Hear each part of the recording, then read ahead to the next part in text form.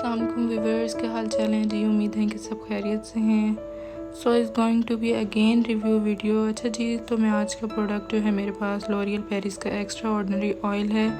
Basically it is a serum, but I don't know यहाँ पर इन्होंने जो है ऑयल क्यों मेंशन किया है। अच्छा जी, so talking about the price, ये जो है 50 ml की बोतल है। मेरे पास जो है छोटी बोतल है, बट जो बड़ी बोतल होती है वो 100 ml की होती है। मेरे लिए जो इतना यूज़ नहीं होता, मैंने 50 ml की ली है और इसको यूज़ करना भी बहुत ज़रूरी होता है। लेकिन मेरे बाल इतने ख़राब नहीं होते, इसकी वजह से मुझे 50 ml की जो है बॉटल बहुत छोटी भी नहीं होती और बहुत बड़ी भी नहीं होती, मुझे ये काफ़ी होती है। सो ये जो है दराज पे या किसी भी ऑफिशियल जो लॉरियल का स्टोर होता है वहाँ से भी इजीली अवेलेबल होती है, वहाँ से भी आप इजीली ख़रीद सकते हैं। सो ये जो दराज पे आप जाएंगे 100% ओरिजिनल प्रोडक्ट जो है इसके वहाँ से मिल जाते हैं। सो मैंने जो है गिफ्ट पॉइंट से बाय किया था इसको, और वहाँ पे जो है मुझे ये 500 की बोतल जो है ये मिली थी। लेकिन जो बड़ी बोतल्स वगैरह थी ना, दराज पे जब मैं इसको चेक कर रही थी तो वहाँ पे ये जो मुझे 1000 की जो बड़ी बोतल है वो मिल रही थी, लेकिन मुझे इतनी ज़्यादा ज़रूरत नहीं थी, सो मैंने उसको बाय नहीं किया। और आपको मज़े की बात बताऊँ, 1000 की जो है तब मिल रही थी 30 या 40% के ऑफ पे मिल रही थी। आप लोग चेक कर लिया करें दराज पे, आप लोग वेबसाइट विज़िट करते रहा करें, जैसे ही कोई सेल वगैरह नज़र आए तो आप लोग बाय कर लें। वैसे 1300 की थी, लेकिन जब वहाँ पे मिल रही थी तो 1000 की मुझे शो हो रही थी। अच्छा जी, now look at the bottle, I swear it look so super luxurious, super classy. मुझे बॉटल सीन करके ही मज़ा आ गया था। मैंने सोचा कि मैंने इसी को बाय करना है। जितनी प्यारी इसकी पैकिंग थी उतना प्यारा इसका रिज़ल्ट था। सो मैंने पहली दफ़ा जब इसको देखा था, ये मैंने किसी मॉल में देखी थी और इसके प्राइस जो वहाँ पे मेंशन हुए थे 1800 के थे। बट हॉनेस्ट 1800 जो है उस टाइम जो है 1800 से जो फिर 1300 पे आना और उस पर 1000 पे आना, देन जिसके बाल इतने रफ़ नहीं होते, तो मुझे तो 500 की भी बहुत है। और मेरे लिए वो भी इजीली जो है 1.5 से 2 माह आराम से चल जाते हैं। मैंने इसे 4 to 5 मंथ्स यूज़ किया है। सो 4 to 5 मंथ्स यूज़ करने के बाद मैं आपको इसका हॉनेस्ट रिव्यू दे रही हूँ। सो मैंने पहली दफ़ा इसको जो है दराज से ही बाय किया था, और इसके जो है मैंने जब इसके प्राइस वगैरह दराज पे देखे थे तो मुझे ये बहुत रीज़नेबल लगे थे। और फर्स्ट टाइम मैंने जो ली थी बड़ी बोतल ली थी, लेकिन उसके बाद मेरे इतने यूज़ नहीं है। दैन इसके बाद मैंने ये 50 ml वाली बोतल लेना शुरू की, और मेरे लिए ये भी बहुत काफ़ी होती है। और 50 ml की क्वांटिटी जो होती है वो भी अच्छी खासी क्वांटिटी है, और मेरे लिए तो ये बहुत अच्छी खासी।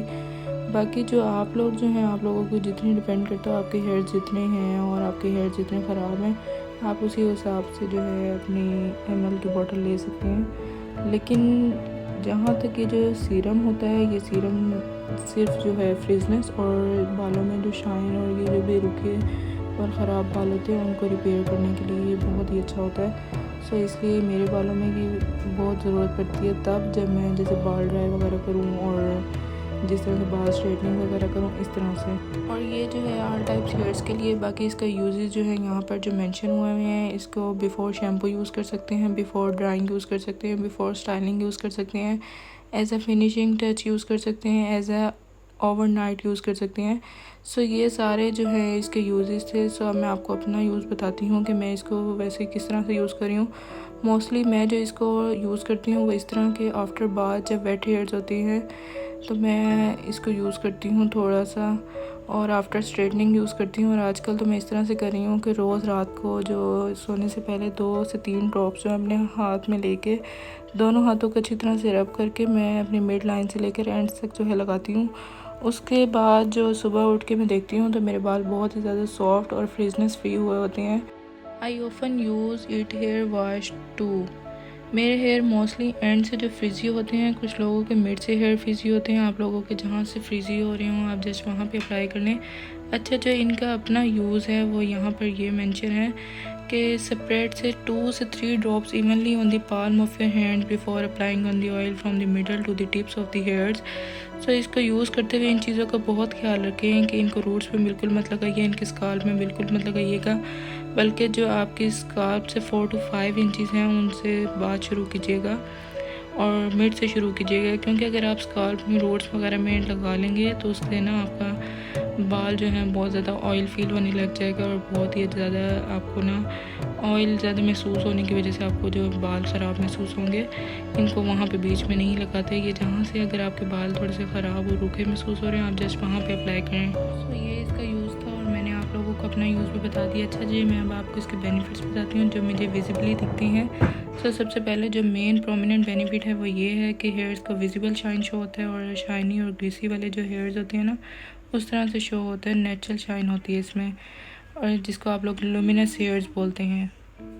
इसका जो टेक्सचर है मीन्स के कंसिस्टेंसी काफ़ी थिक है और ऑयल की तरह जो लिक्विड नहीं है, ये नॉन ऑयली टाइप का टेक्सचर है। मीन्स देखने में ऑयल महसूस होता है लेकिन ओरिजिनल में नहीं है। आप यूज़ करने के बाद और हैंड में जब रब करेंगे ऑयल लगेगा, बट हेयर्स में यूज़ करने के बाद विद इन फ्यू सेकेंड जो है ये गायब हो जाएगा। अच्छा, कुछ प्राइमर जो आपने यूज़ किए होंगे जो आप हैंड में लेते हैं तो उनका टेक्सचर आपको वेट फील होता है और जब आप उसको लगा लेते हैं तो आपको फीलिंग आ रही होती है कि ये वेट है, लेकिन जब आप उसको टच करते हैं तो कुछ इस तरह से महसूस होता है कि वो कुछ होता ही नहीं है और सब कुछ गायब हो जाता है। तो वैसे ही इसको लगाने के बाद ये भी गायब हो जाता है। सेकंड बेनिफिट जो है इसका ये होता है कि बाल बहुत ज़्यादा सॉफ्ट महसूस होते हैं, बालों में बहुत ज़्यादा मैनेजेबल हो जाते हैं।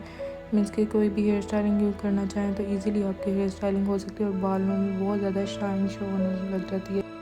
आपको अपने हेयर्स बहुत अच्छे फील होते हैं। इसको यूज़ करने से आपको बालों में थोड़ी सी जान आ जाती है, मीन्स की थोड़ी सी रौनक आ जाती है। अच्छा, एक बड़ा जो मिसकंसेप्शन है इसमें ये भी है कि मेरे से किसी ने क्वेश्चन किया था कि आप जो इसको यूज़ करती हैं इससे जो है आपके बालों में जो फ्रिजनेस होती है वो कंट्रोल होती है और जो नेचुरली वेवी कर्ल होते हैं वो ख़त्म हो जाते हैं।